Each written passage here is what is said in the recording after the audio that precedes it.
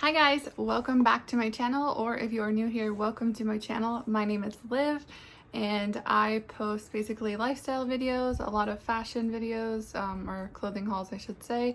I also will be documenting my journey through nursing school, and I also post videos about weight loss, which is today's video. So if you do enjoy this video, I'd love for you to stick around. I actually, from my last video to now, got 9 subscribers, which in the grand scheme of things is not very many, but for me it is, considering I went from like 85 to 94 from one video. So I'm very thankful for that.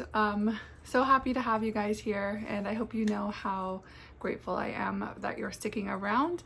My goal is to reach 100 by June 15th, and so I think we can do it. In today's video, we're going to be discussing how I've lost 70 pounds, and I'm going to be sharing my top tips for losing weight. I want to make a few disclaimers. One, I am not a nutritionist or a doctor or anything like that, but I will say that I don't feel like I need to be to share the stuff that worked for me. And this is coming from a person, I'm 25 years old, I'll be 26 this year, and I have been fat my entire life, obese, overweight my whole life, and have never ever been able to stick to a diet or stick to whatever in order to lose weight. And so to be able to have lost 70 pounds is a huge deal for me, and not something I take lightly, and I'm so close to 75 now. So yeah, I'm very excited to share my experience with you guys, but also give you tangible tips that I truly believe will work for anybody.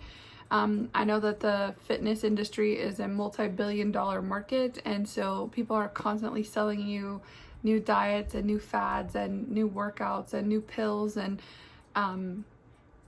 this whole thing. And I used to fall into that too, and it's just so sad because a lot of it doesn't work, and a lot of these diets are not sustainable for the rest of your life. So I just wanted to share my experience with you guys, and if you're interested, which if you clicked on this video you probably are, so I will go ahead and let you know. Don't let my face fool you. None of my weight has dropped from my face yet, which is so annoying.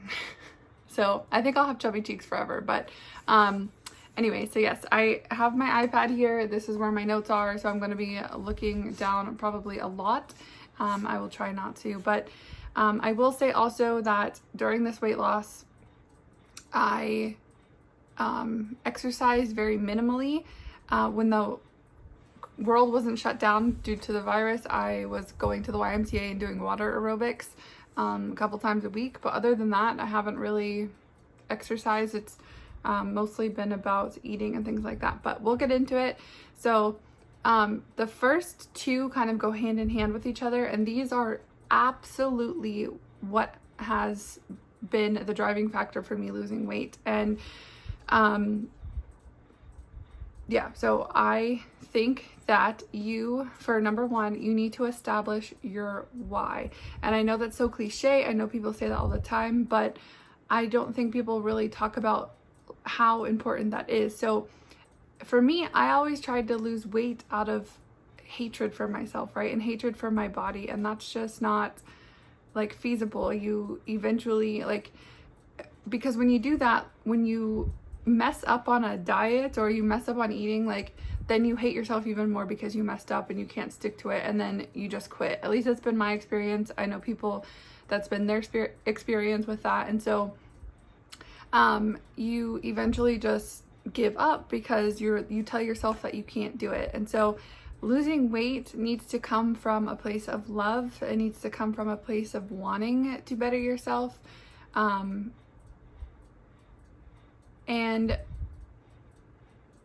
I should have made this disclaimer at the beginning. I'm just going to throw this in here now. Just because you're big doesn't mean you're unhealthy, right? And just because you're big doesn't mean you're unhappy. For me, it was both, okay? I've had open heart surgery. Not due to being obese, but like just due to other reasons. But that I have health issues regarding my heart, and you know, diabetes runs in my family. I don't have it, thankfully, but I just want to put that disclaimer out there as well. If you love yourself the way you are, perfect, and you don't want to change, that's great. That's good for you. I personally wanted to change, which is why I am. So I had to learn to love myself the way that I was, and the way that I did that was by seeking out mental help. And that was something that was very hard for me to do. I pushed that off for years. I probably should have sought out help years and years ago.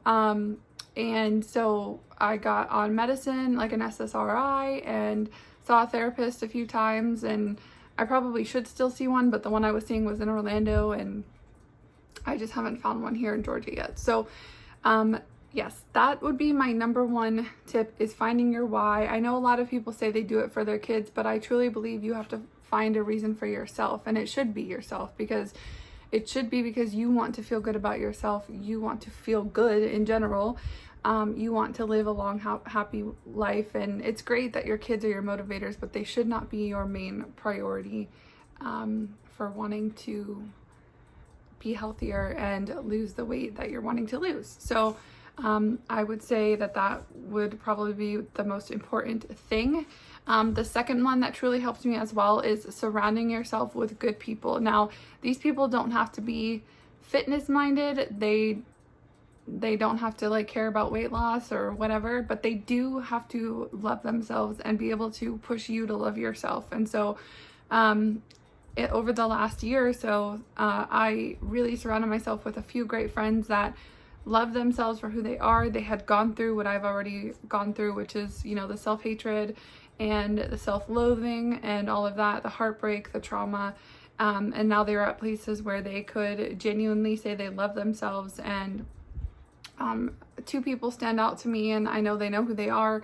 And they're both bigger women and just fully obsessed with, well, I'm not gonna say obsessed, just fully in love with themselves in a good way. And, you know, like not conceited, but just don't feel the need to pick on themselves and pick apart everything they do or say. And so yes, I was able to surround myself with people that spoke life into me all the time and prayed for me, and helped me to see the woman that I really am, and that had nothing to do with the weight I had on my body. And for me, that was just so like eye-opening, because now I can't imagine hating myself, and that's such a good feeling. And I genuinely wish it on everybody, like every single person. I feel like the world would be a lot happier if people love themselves the way that we're meant to. So anyway, so yes, so 1, find your why, your actual why,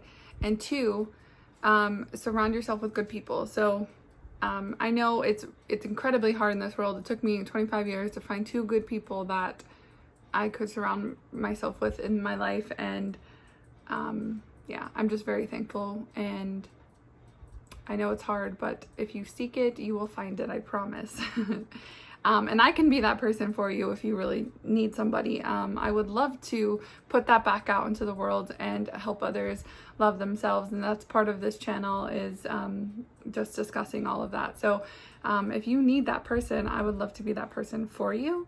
So number 3, this one helps me the most, like nutrition wise, sorry.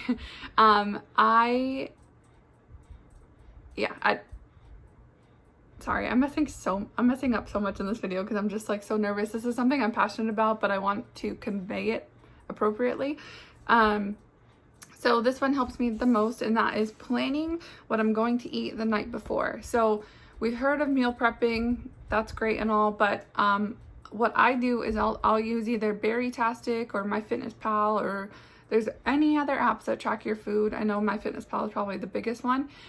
And when you go in there, you can log what you're going to eat the next day. So for me, I will pack my lunch, or just literally go downstairs and plan out what I'm going to eat. And I'll do all the math and the calories and add it up that way. And then I'll know whether or not I'm over or under my goal. The thing is if you're under your goal for the day, say you set a goal for 1,500 calories a day, and you add it up and everything is only 1,250. So you have 250 calories left to use, and to me, that's freeing, because that says, oh, if I want to indulge in a cookie, or if I want to indulge in a bag of chips, like if I get hungry or something, like, you know, like the smaller bag of chips, then I can, and I'll still be under my calorie goal for the day.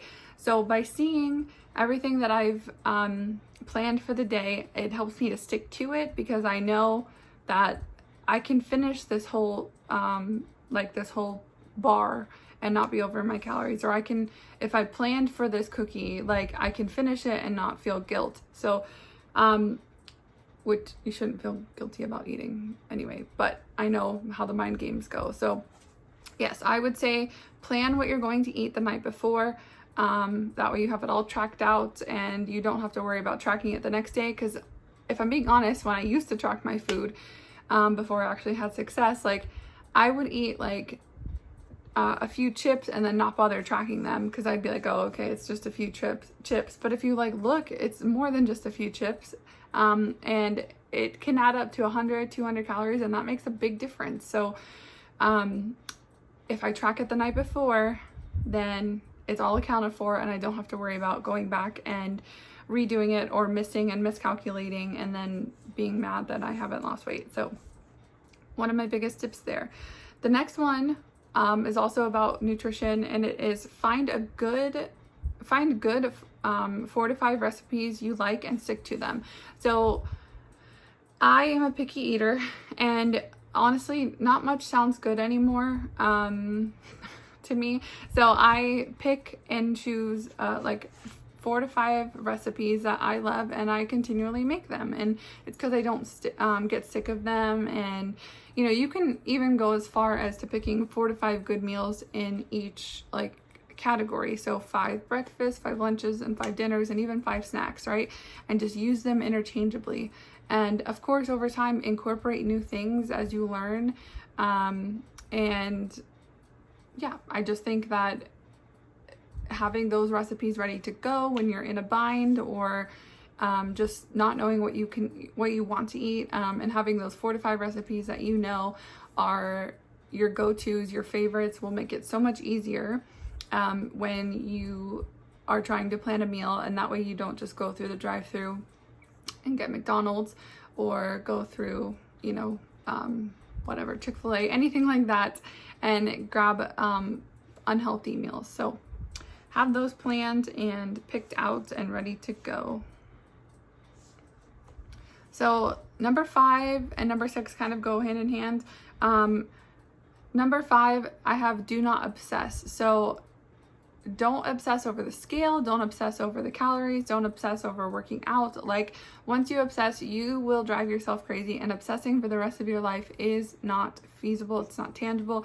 It is not realistic. You cannot just obsess over your weight forever.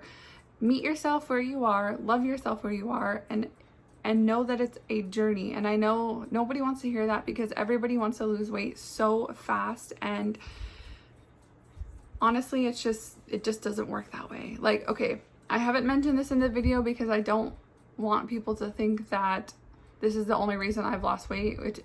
It's not, because if it was, I would have lost 150 pounds by now had I not had to change anything. So anyways, I had the vertical sleeve gastrectomy surgery in October, and that's when I started losing the weight. However, I have had to make all of these changes, and so it does not invalidate, you know, my weight loss experience. And if you've had the surgery, it would not invalidate yours. But oh,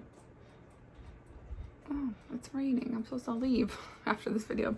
Okay, anyway, so obsessing does nothing, right? So even though I've had this surgery, like, I should have lost so much more by now, technically, by like not even my doctor's standards. I have the best surgeon in the world. He is so happy with where I'm at. But by like America's standards, or the gastrectomy community or whatever, I should have lost, you know, well over 100 pounds by now, because I'm 6 months, almost 7 months out. And so that's been really hard for me mentally. I've had to just realize that everybody's on their own journey. Everybody's bodies are different. My best friend had the surgery with me, and she's lost now, I think, only like 5 pounds more than me now, but for the longest time it was like 18 pounds, so I'm kind of catching up. But that was really disheartening because she had the surgery 1 week after me. So sorry, I keep moving my hair because my fan's on and the little flyaways get in my face and it drives me crazy. But anyways, yes, please do not obsess. It will come, I promise. You have to just stick to it. I know everybody says that too, but 3 days, you know, do 3 days and then treat yourself in the beginning, right? And then do another 3 days and treat yourself. And eventually you can go 5 days, 6 days, even 7 days before you treat yourself. And by counting your calories the night before or logging your food the night before, you'll know when you have room for a treat. So my last tip, and probably the most important, is do not complicate it. I think people complicate weight loss so much, like how many grams of fat should I have? How many grams of carbs? How many grams of protein? Blah, blah, blah, blah, blah. And like, yes, getting your protein in is great. Healthy fats are great.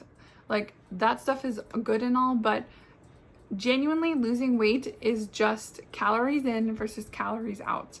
And that's the bottom line. If you consume more calories than you burn, you will gain weight. If you burn more calories than you consume, you will lose weight. And it just doesn't need to be more complicated than that.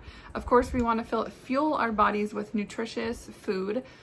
Absolutely. But if you decide on a Friday that you want a pizza and it fits within your calorie goals, now I'm not saying this is the cheat day. The cheat day, we don't care. But if you want to have a pizza and incorporate that into your day to day and not consider it cheating, just make it a pizza that's not above your caloric goals for the day. Or move other things around. So maybe have a salad for lunch that's low in calories and like a low calorie breakfast, and then you can splurge on this pizza and it's not even a cheat day. You're still under your calorie goals and it's still genuinely helping you, because like I said, the bottom line is losing weight is literally calories in versus calories out.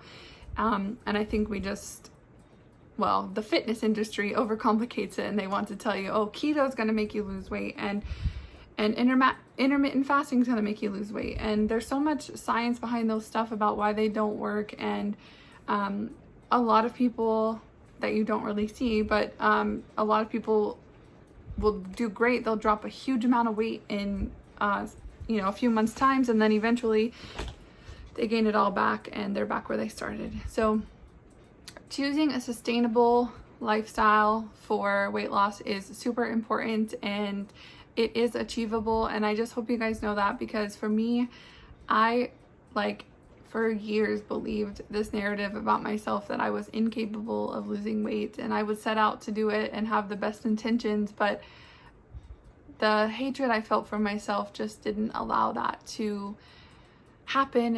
And sorry, my eyes are watering. I mean, my eyes are tearing up. But anyways, if you start to lose weight from a place of love and a place where you believe in yourself and you have people that believe in you even when you don't, and accountability partners and just genuine people that want to see you succeed, I promise that it is so worth it, and it is so doable. And I just wish that for everybody, that everybody had that kind of support system. And so like I said, if this is you, I would love to be that support system for you, and I'd love to have you stick around and subscribe, because of course I will be putting out more videos about the foods I eat. I can make one even about my 4 to 5 favorite recipes that I kind of stick to. And yeah, like I said, I don't work out much. I like walk and stuff, but I just, ever since the Y has been closed due to Corona, I haven't really been exercising. I think the water aerobics are supposed to open up back next week, and that's something that I will probably be back doing. I will say that water aerobics you do burn a lot of calories, but I don't like sweating, and you don't sweat in water aerobics, obviously, because you're in the water. So that's why I do it.